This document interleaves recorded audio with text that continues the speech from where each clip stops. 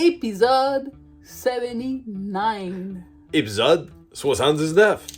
In this episode, we go from Idaho all the way to Pennsylvania. Dans cet épisode-là, on part de l'Idaho et on s'en va en Pennsylvanie. Not only do we see a lot of road, but we meet some great people. On n'a pas juste fait de la route, on a aussi rencontré des très bonnes personnes. So follow along and you'll see who we met up with. Qui qu'on a vu? Regardez-nous, vous allez voir.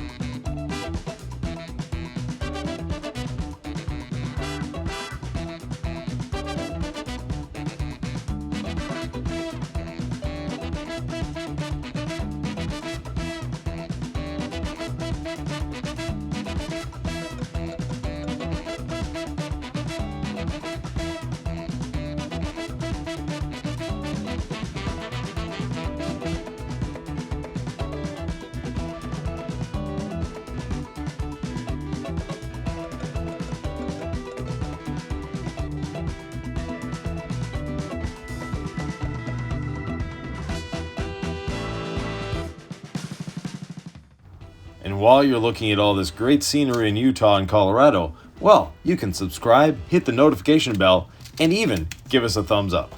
Eh oui, pendant que vous regardez toutes ces belles images-là, profitez-en donc pour faire un petit thumbs up, abonnez-vous et partagez notre vidéo. On est avec vous.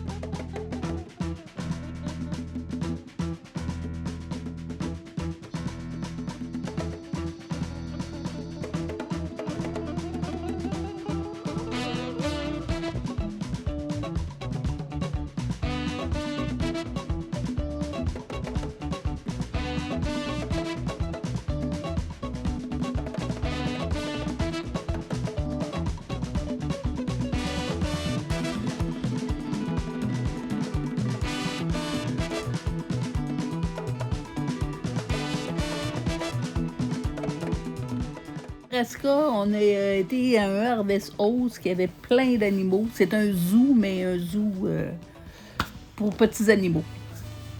While in Nebraska, we stopped at a Harvest Host location that is a petting zoo and an animal refuge. And they have everything from horses, cows, etc., even a zebra. Un zèbre, des chevaux, toutes sortes de petits animaux là, qu'on a vus.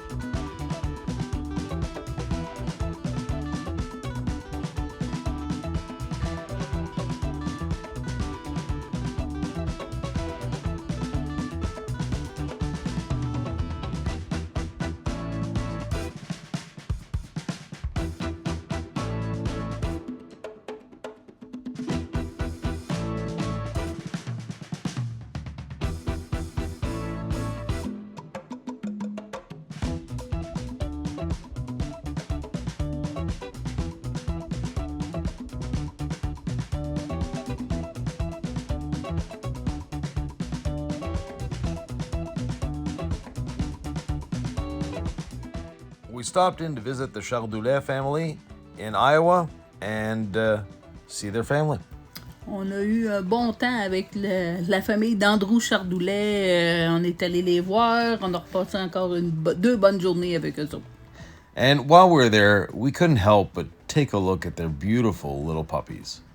On a passé un bon petit temps avec la famille, mais ils ont aussi des beaux petits chiens vraiment agréables. So if you're looking for a Labradoodle, they have some. Their business is raising Labradoodles, and they do a good job at it. Eh oui, ils ont des beaux petits chiens Labradoodle. C'est un mélange de caniche et labrador. Et c'est des chiens qui sont hypoallergènes. So they're hypoallergenic dogs. And they're really cute, as you'll see here. Donc, ils sont vraiment cute, sont hypoallergènes. Et c'est des animaux qui sont faciles à dompter. Yes, it's very easy to train these dogs. Yeah, they're very intelligent dogs. They're hypoallergenic. They don't shed, and as you can see, they're just really, really cute. C'est des vraiment très beaux petits chiens. Si vous en cherchez un, vous avez une bonne famille à aller voir. So, if you want one, you can contact Cedar Bend Labradoodles. We'll put the link below. Le lien va être en bas pour Cedar Bend Labradoodle si jamais vous cherchez un beau petit pitou.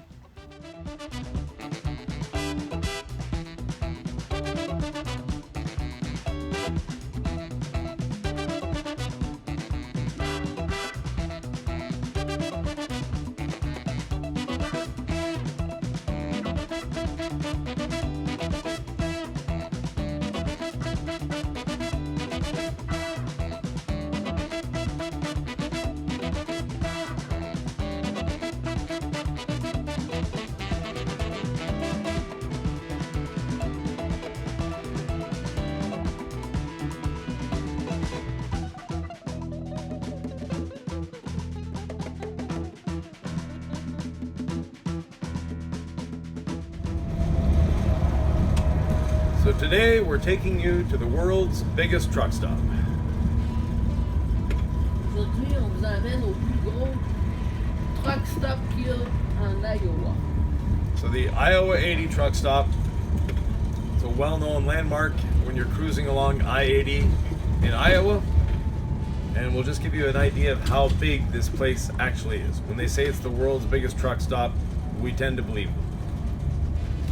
Eh oui, on va vous montrer comment c'est gros. Ça dit gros, mais c'est gros. Ils disent le plus gros au monde et on a tendance à les croire. On n'a pas vu de plus gros encore. We haven't seen bigger yet. And we've been to a few truck stops.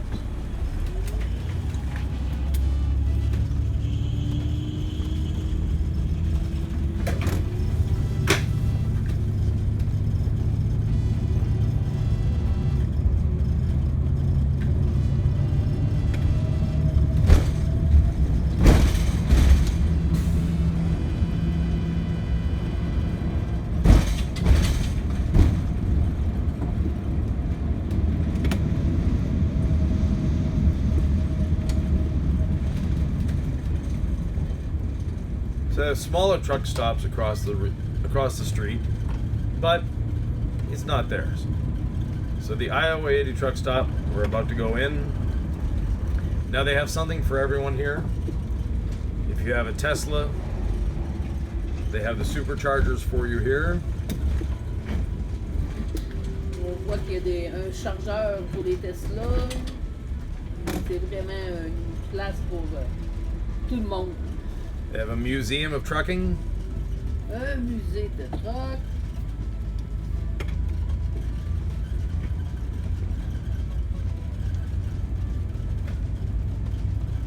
Et quelques spots de stationnement. So today it's not that busy of a place. Most days this parking is full. Aujourd'hui, c'est pas une journée très occupée. Bon, c'est le matin, hein. C'est normal qu'il y a moins de place occupée, mais normalement, c'est plein. Plein de camions stationnés qui attendent pour que leur temps soit fait.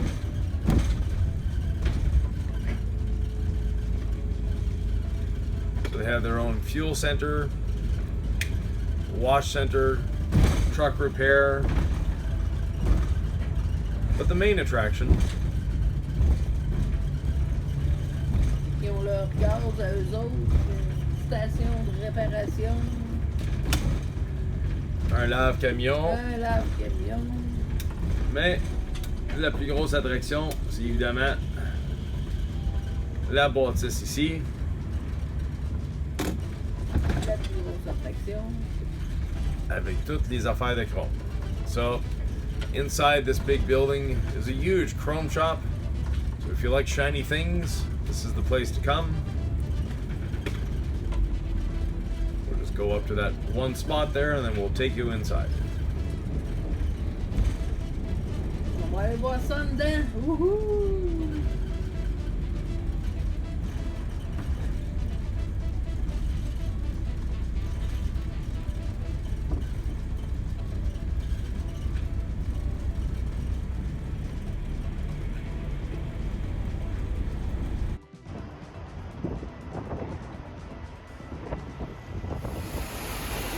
You're looking for a seat? They have seats for you to sit in and try. Vous cherchez un siège, mais ils ont des sièges que vous pouvez vous asseoir dedans et des assis. Of course, they have a truck inside. Évidemment, ils ont un camion à l'intérieur. And if you need lights, well, they have a few. Si vous avez besoin des lumières, mais ils n'ont une coupe. Of all shapes and sizes.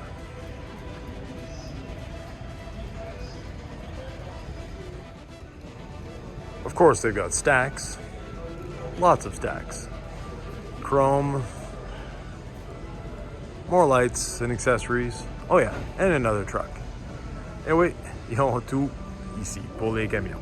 Incluant les camions, qui est sur une table tournante en plus. And that one's even on a turntable.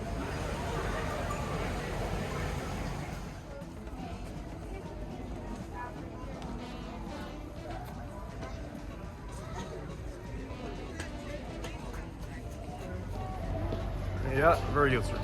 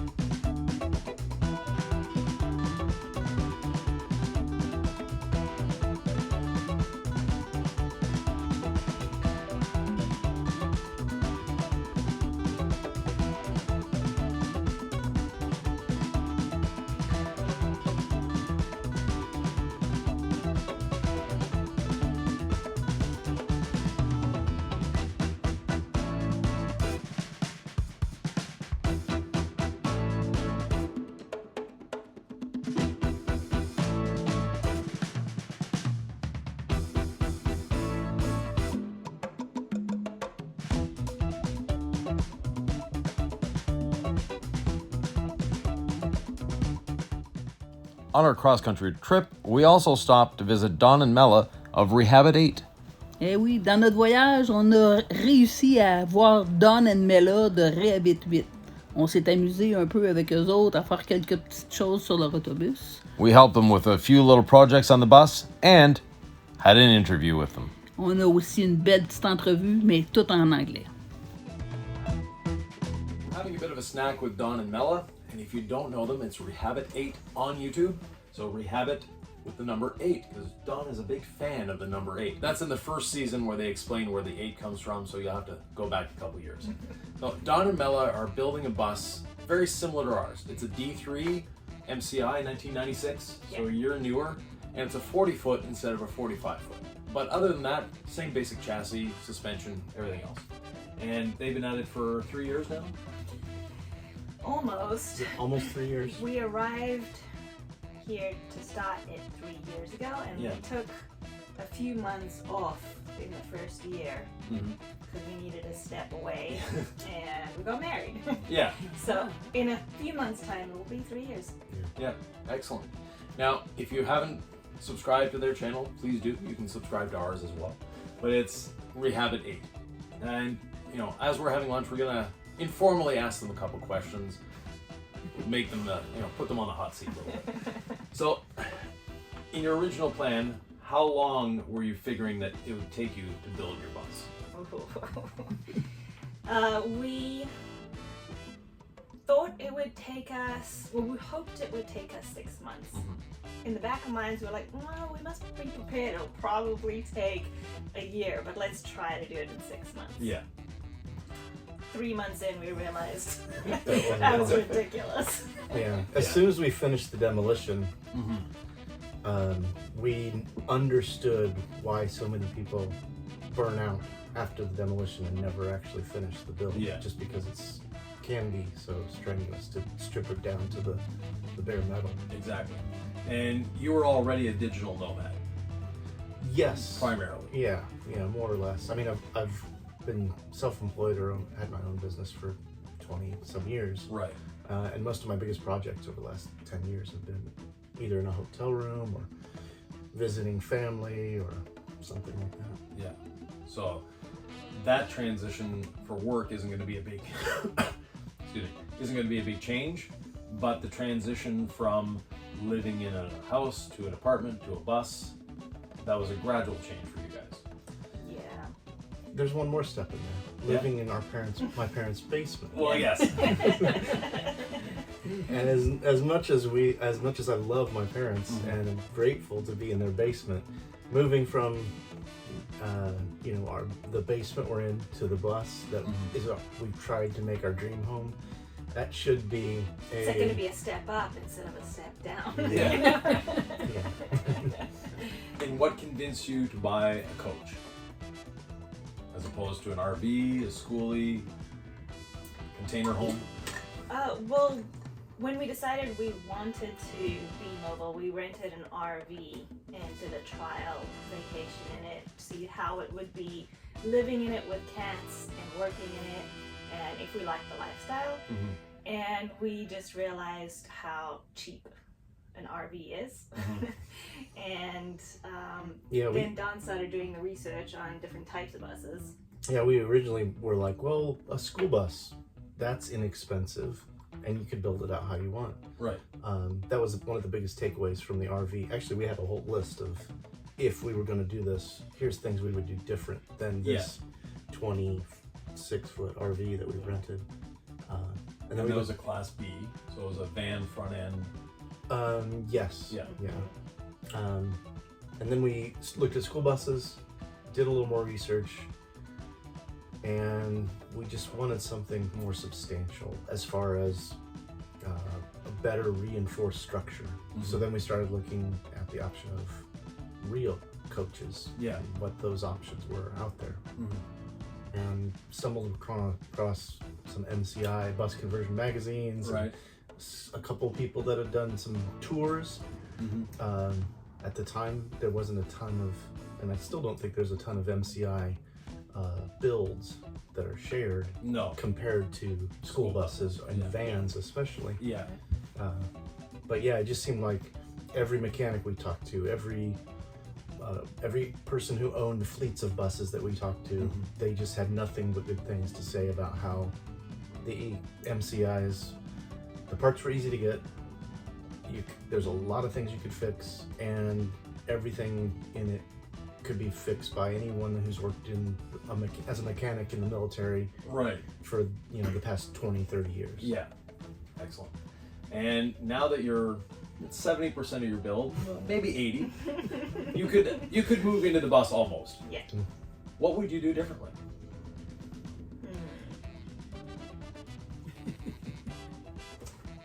I don't know if there's anything. There's nothing that jumps out that I think right now that we might do differently, and I think that's because one of the reasons that's taken us so long to get to where we are is because we've tried to go over every detail in planning and tried to fulfill every idea that we had in execution. Yeah. Even with, neither of us are builders, so every project we had to learn how to use a saw or how to drill pocket holes or whatever. Right. So I can't think of anything right now. I'm sure once we live in the bus. That also might change once we live in it. Yeah. Because we think we're trying to think ahead of everything and make sure we design it the best way we can. That Yes. everything is going to work well, but I guess you don't know until you've actually lived in it. No. Yeah, like you don't. full time. Yeah. Yeah, because we've spent a couple weeks living in the bus, and we didn't have running water, but we still loved Yes. what we had finished at that Right. time. The best sleep you'll ever have is in the bus. Yes. Yes. And for us, wherever we wake up is home. Yeah. When the blinds are drawn, doesn't matter if we're in a Walmart parking lot or in the middle of the desert or overlooking the Grand Canyon, we're home. Yeah. And we don't always have the Instagram perfect views of the windows, as you can see we're beside an RV at the moment. So that the bus life or van life is really romanticized on the internet. Yeah. Something that in real life, it's not that. It's fun, it's easy, we enjoy it, but it's not for everyone. And what are you seeing as your biggest obstacle once you move into the bus? Well, my immediate thought, which I try not to think about, is day-to-day travel. Okay. We've done some research, we've got lots and lots of notes, we've joined Harvest Host and are looking at some other things for boondocking, but just trying to figure out how far can we get today, where can we stay, just those little things. Like, those are the things that I don't even want to think about yet. Yeah. It may come easy, it may be that 5 days of the week are great, and the sixth day you have to figure out, now we got to go back to the Walmart because this place, we can't fit our bus there physically. Right. So there's a lot of things like that I think will be a little bit of a challenge. The flow of it, yeah. Yeah. I think the cats as well, just getting them adjusted, because you can't have a conversation with them about this No. is what our life is Yeah. now. So You're about to move into a bus. Yeah. They've seen the bus, they've been part of the build, which is good. They love to come check it out. Yeah. They don't like the sound of the engine, and they don't like, they've traveled in the bus. They don't like it like they don't like a car. Right. So it's just something that they have to adjust to, and there's going to be an adjustment period. Yeah. So it's not going to be in a fun adjustment period either, because they're not going to be happy initially. Yeah, our dog, when we had a dog, the bus wasn't her favorite environment. When it wasn't moving, she was okay, but our dog had never been in the car, so she wasn't a mobile friendly animal. Yeah. But once the bus was stopped, she was fine. But our daughter's dog, we took her on a trip with us with our daughter and the grandkids, and immediately, not a problem. She gets car sick, but in the bus she was fine. I think planning out spaces for the cat, and like when we thought about our build too, we made sure that we thought about them and what would make them happy. Where can they look out the window, because that is just alone going to make them happy and provide entertainment. Right. How do they like to travel? Make sure they feel safe and have a secure spot to be. Yeah. Mr. Sweetface likes to hide, so we had to have a hiding spot for him that's down low. And Pizzicato, she likes to go up high, so Right. we have to make sure she's got her spot too. So they're very much a part of the bowl. Yeah. And once you get the little local runs out of the way, and you're confident that yes, we can take the road and go far away from our parents' house. Because those first couple trips, like we mentioned yesterday, they'll be short, they'll be local, just to make sure everything works, and you got all the bugs out. What's your we've dreamed about going to this location for 3 years now. We haven't. Before we started the build, we thought about that, and we have lists of things, but at this point, we just want to go and follow some good weather. I mean, there's a lot of beautiful places that if we are traveling this summer through the north and northwest of the U.S., there's so many beautiful places to see or be or visit people we know. Yeah, there's not a real path yet. No. It's more of when we go, what the weather's like, Yeah, exactly. and what the opportunities are. Right. And trying to stay somewhere close to 70 degrees Fahrenheit. Yeah. 20 Yeah. degrees Celsius. Yeah. Exactly. Yeah. Cold is not good, heat is not good. Yeah. Your bus, you've done a lot of modifications to it in terms of changing the windows, all of that. Do you feel that was worth it so far? Yes. Initially, we weren't planning on spending as much time and money on the bolt, but the more we did it, we realized it would pay off in the long run.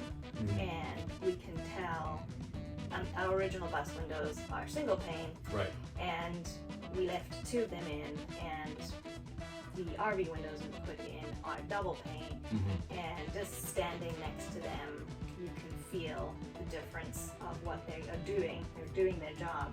Right. With insulating the place. So it was a big undertaking, Yes.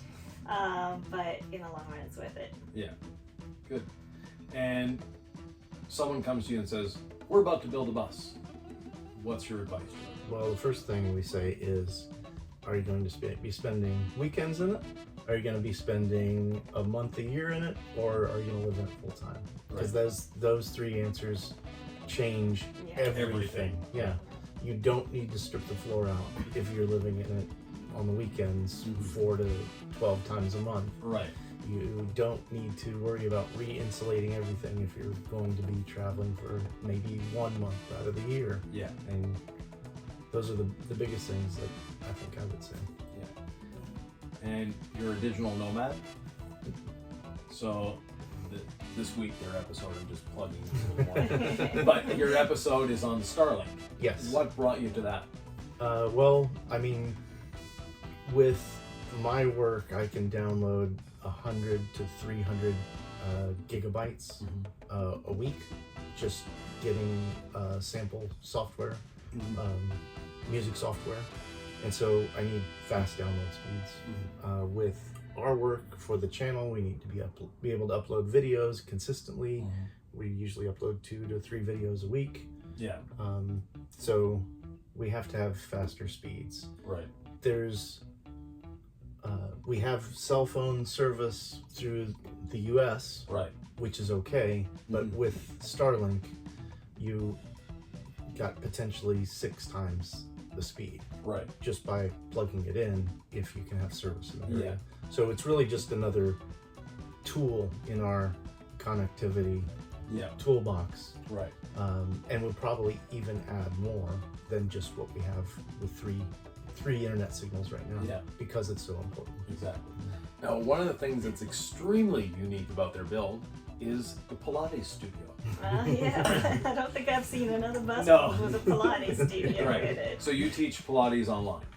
I don't teach currently, Okay. so I am on a hiatus from teaching, but that was a requirement, and obviously informed what kind of bus we needed to. Yes. Was that I said, if I'm not going to teach, I want to still be able to practice, not just for my own health, but to keep,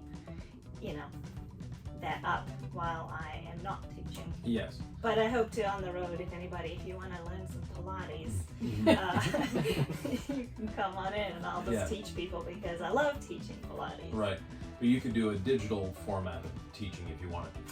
Some could. people during COVID started doing it that way. Yeah, and I considered actually when it became, much more popular during COVID to work out online, to take classes online, I should say.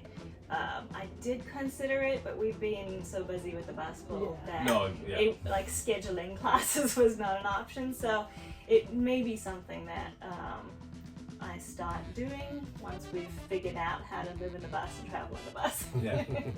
And building the bus, how much time a week are you spending on it, on average?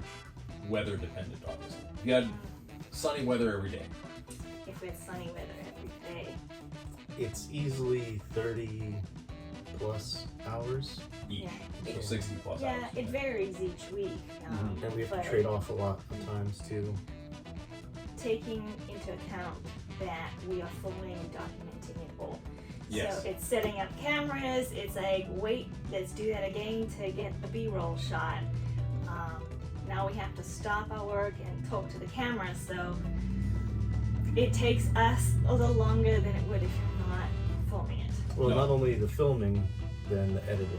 Yeah. Because we both have editing experience from the past, and we really wanted to tell the story about every project that we're working on from our perspective. Right. So trying to edit and learn more about editing and more about storytelling with each video. Yeah. So the editing sometimes can take 10, 20 hours per I'd video. say, at least 20 hours per video. Yeah, because all that 30 times 2, 60 hours is all on film. Right. Yeah. And so then we're going from that to whittle it down, I should say. Yeah. 30 hours of work into a 16-minute video. Yeah. Right. Yeah. And you heard them mention that they release 2 or 3 videos a week, but if you follow the Rehabitat channel on YouTube, they only release 1. That means you have a Patreon channel. Yeah. Yeah, we do. So Patreon is like a membership, so we put out bonus videos, we do behind the scenes, you learn how we film, how we edit it, you get real-time updates because it takes us a while after doing the work editing before we actually put a video out, so they get to know in real time what we're up to, and deleted scenes. Sometimes some stuff just gets cut, not because it's not good necessarily, it's just a timing or flow thing in a video, so they get all that extra bonus stuff. Yeah, and then we also try to, we kind of have a real strong support in that community. Yes. So we kind of, each month we'll do something we call community chat, where we just take a topic that either we're interested in discussing or something that's come up on through the supporters on Patreon. Right. And just kind of have a little talk about it and then get more feedback from them, or, we've talked about simple things like, how do you try to live more eco-friendly in a COVID world where everything's going to be in plastic bags? And then we get input from the members there of what they're doing or what they've been trying to change in their lifestyles. Excellent. Yeah, YouTube isn't always the easiest place to get to know people in the comments and have conversations. So it's a place for us to get to know our, big supporters better, and for them they get answers from us guaranteed. That's where we can have a conversation. And if someone wants to join the Rehabitat tribe, they just need to go to the Rehabitat YouTube channel and go from there. Using the Rehabitat tribe as a sounding board, you've learned a lot from that, obviously. From the build process itself, what skill are you taking away that you're most proud of? I've had another good friend of mine ask me that, but he framed it differently. He didn't say, what are you taking away that you're most proud of? He said, because he's known me and my changes in my business, and I usually follow a passion, and then it somehow will turn into a business, or somehow turns into another business opportunity. Yeah. And he asked me, he didn't ask me, he said, I can't wait to see what comes out of this that's your next entrepreneur opportunity. Right. So I'm still curious about what that is, because every time I think I can finally build a nice square box or a cabinet or something simple, then I go and do it and I mess it up. Every time I think that I know how to scribe something well, or get a non-right angle, it takes us 2 or 3 tries. I don't know if our forte is Building in the cabinets. construction. That's the biggest takeaway, is we don't want to build any more cabinets. Yeah. Yeah. Know where your limitations are. Yeah. Oh yeah. Yeah. And I think exploring all of these different kinds of things, like now I understand just enough to communicate if I was to oversee building another house, or renovating something, or building out a container if we ever settle down and get land, or I just have a better understanding of all these little aspects, even things we didn't think about, like concrete. You don't pour any concrete in a bus, but because we were staying with my parents, they said, well, let's put a concrete pad down. So I'd never gone through that process or understood how how much planning there is and coordination to get 2 truckloads of concrete. So and that pad has been a godsend for you, because your bus is always level, it's always on solid ground, it's not falling in the mud. Yeah. Well, we did get stuck in the mud. Before we had the pad, we got stuck in the mud. So you mentioned converting this into a business. We do coaching. So someone building a bus, if they want to sort of skip a few steps or learn from our mistakes, that's where we provide coaching for people building buses. And that's probably something you'll end up doing. Well, it's definitely something that we've learned. I think we've learned that if someone asks us about taking on seriously building, then we want to just send them to you. Because all along the way, when we've had questions, you guys have been so helpful, either text information, all that stuff. Every little detail about it, you know it like the back of your hand, and you've have experience with it. So yes, if you're looking for help, contact them. Now, this is your first bus. What's your second bus going to be? I don't know. We have an idea to maybe convert. I think the thing about this bus, and maybe why it's taken us so long, not only do we not know what we're doing on every single project, but it was our dream of, we're gonna live in this, let's build it so that it does almost everything that we really want it to do. Right. Our next bus, if we were to settle down, would be a guest house. Right.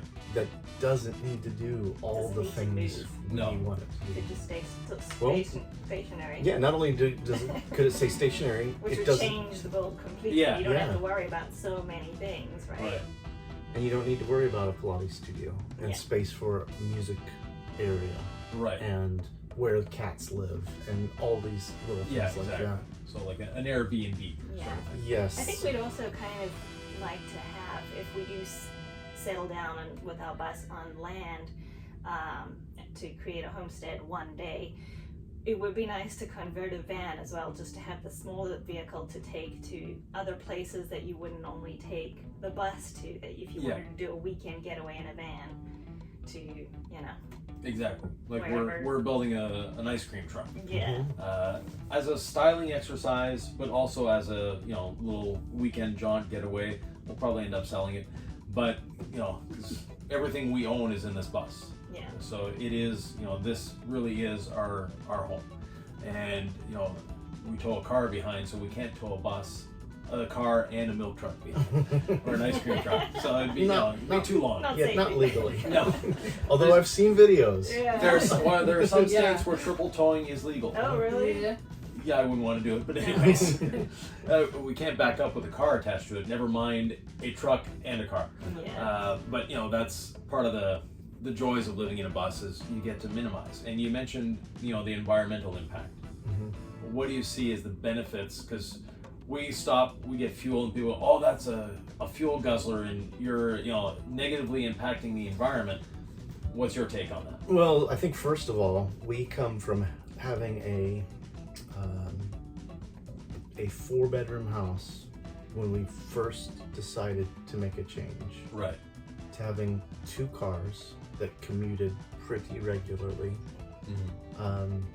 to going down to having 1 car that will just be being pulled Right. behind the bus.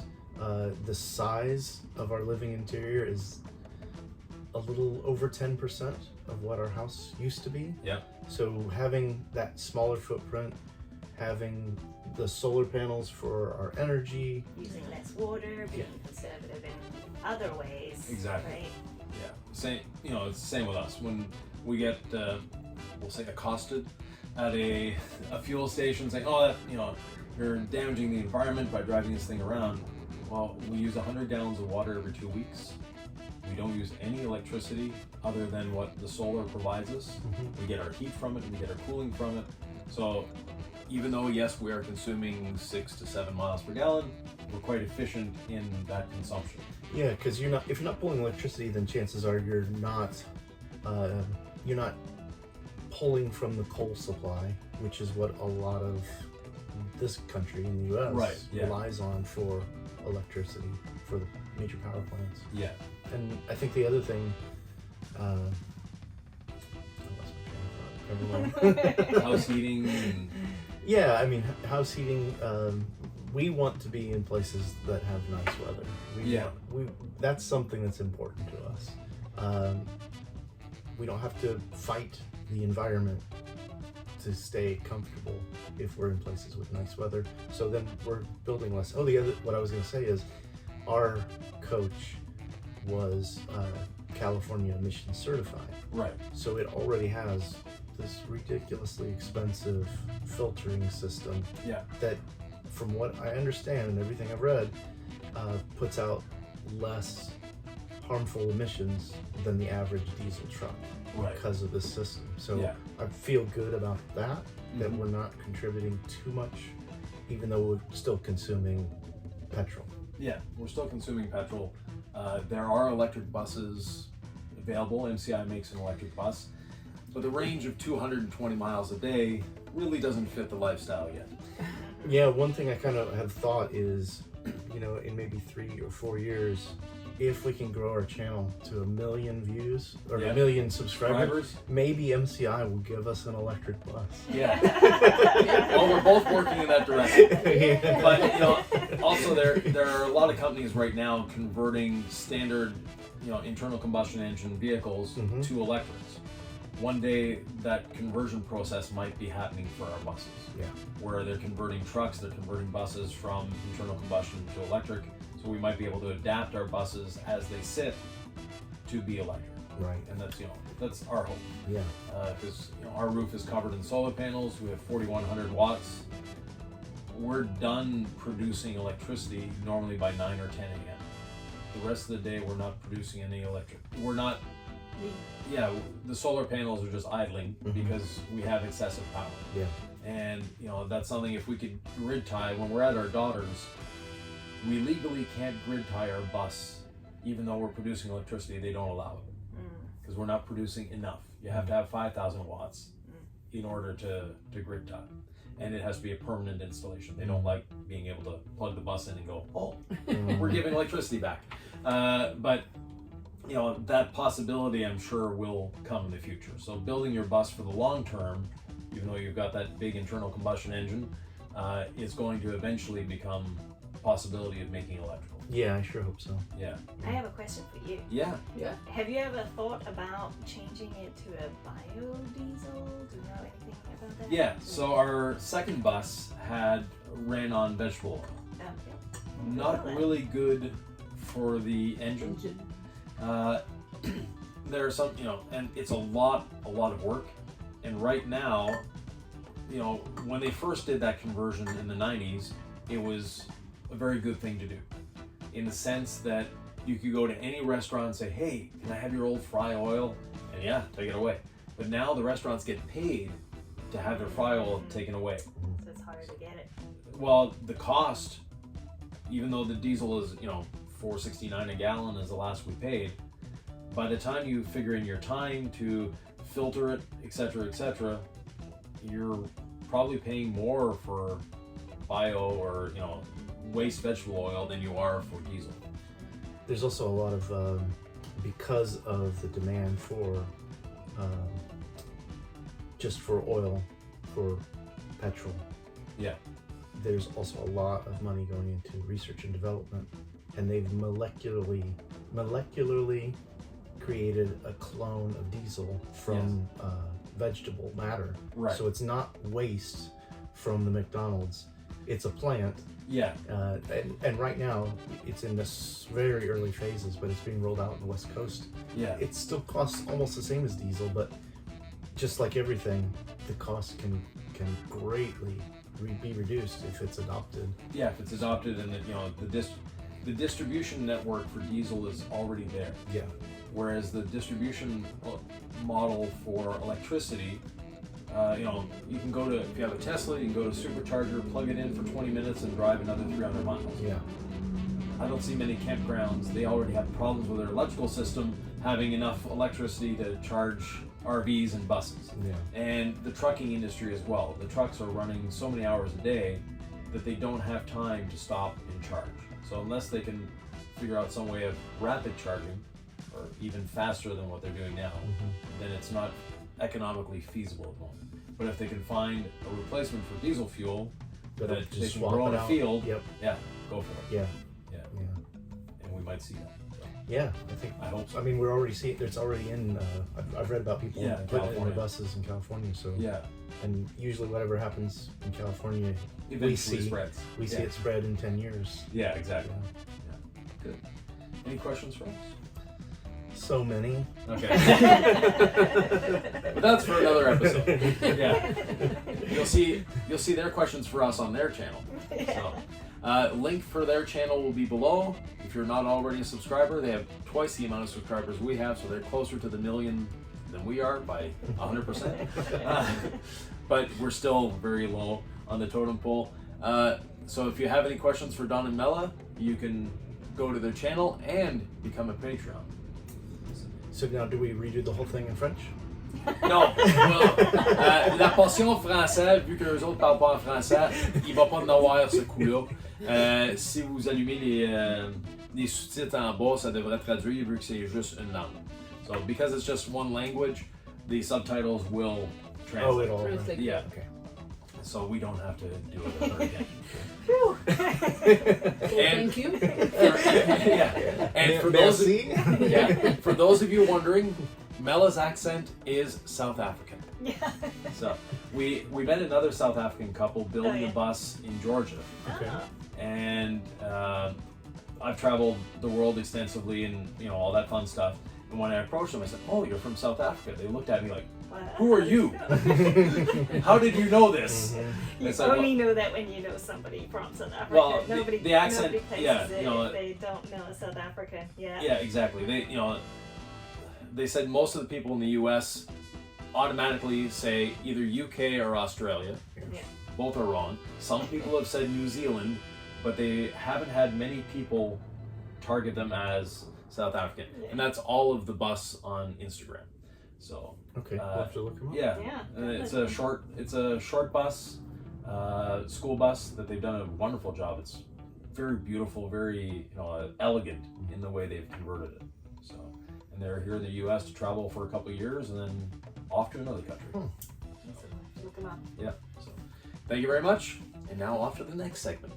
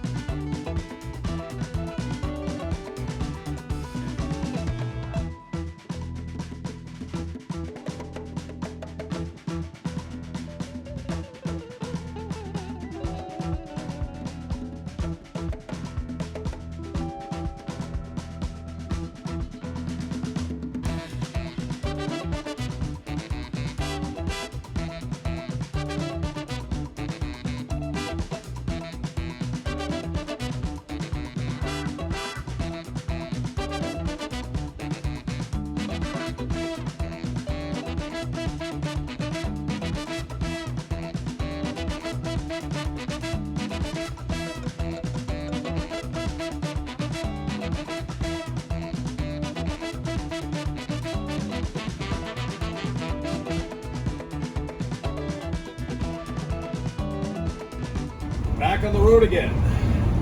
Retour sur la route. We just left Indiana, went through Ohio, and now we're in Pennsylvania.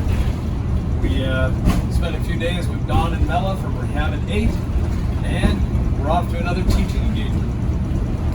Eh oui, on a passé quelques jours avec Don et Mella qui ont leur canal YouTube qui est Rehabitat. Ils sont en train de construire une MCI depuis quelques années à la convertir, une MCI 96. C'est ça.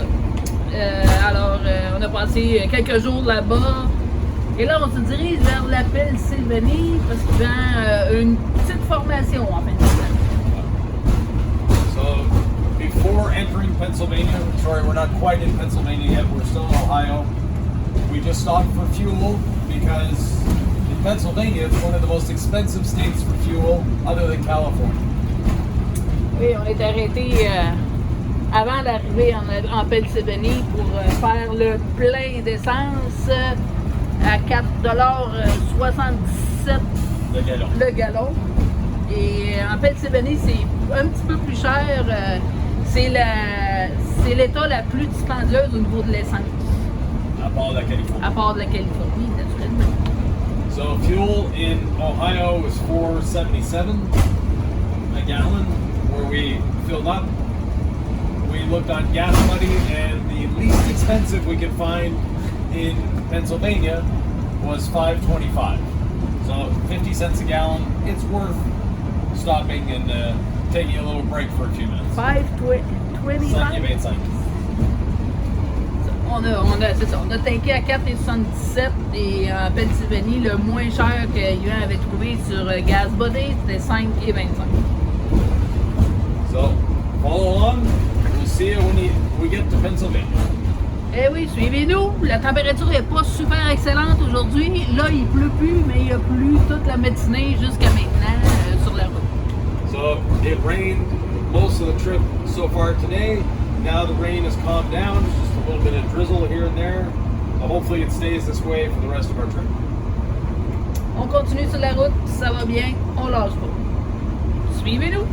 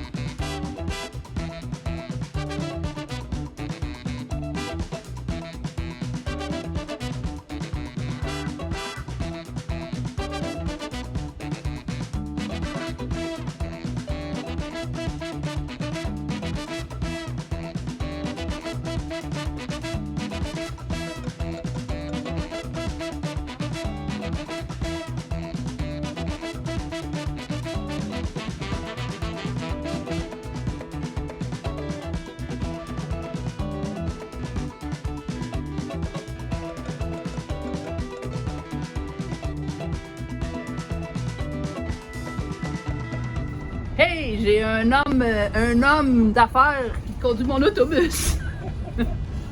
So Sylvie says she has a businessman driving the bus. Well, we just finished a class in Pennsylvania, and now we're heading to New Jersey. Oui, il vient de terminer sa classe de teaching, de coaching, de detailing en fin de semaine. Et on s'en va au New Jersey. Right. So a little ride. We're in East Pennsylvania, so it's not a long drive. So we thought we'd get it over with tonight and be in Jersey tomorrow. Eh oui, fait qu'on va faire un petit bout ce soir, puis demain, on va être au New Jersey. Ouais. C'est pas très loin, mais on a décidé de casser en deux le voyage. We decide to break in on half the travel Yeah. So for take tonight. 2 hours tonight, 2 hours tomorrow, and we'll be good. 2 heures ce soir, 2 heures demain matin, au lieu de faire 4 heures demain. On est en forme aujourd'hui. La vie est belle, il fait beau, il fait soleil. La route est belle. Tout est extraordinaire. It's a nice sunny day, beautiful weather out, so we'll take advantage of it when we can. Que j'ai un beau chum aussi, tout bien habillé. Ça me réjouit. So Sylvie likes the fact that I'm dressed in work clothes. Yeah, he like it, but t'aimes ça être habillé comme ça aussi. Hein? Ouais. C'est la marque de commerce de Monsieur Lacroix. So apparently it's my look. So it's the way it is. Made. It's like what is in English? My trademark, Trademark, yes. not the commerce. Et la marque de commerce de Monsieur Lacroix. Eh oui. And that ends another episode. Et c'est la fin d'un autre épisode. Longue route, tout a bien été. Everything went well. Stay tuned. Next episode, we're going from Pennsylvania all the way to Florida. Eh oui. Le prochain épisode, de la Pennsylvanie jusqu'en Floride. Et bientôt, retour à la maison. And eventually, we'll make it back to Quebec. Thumbs up. Subscribe. Thanks for watching. Have a fun one. À la prochaine.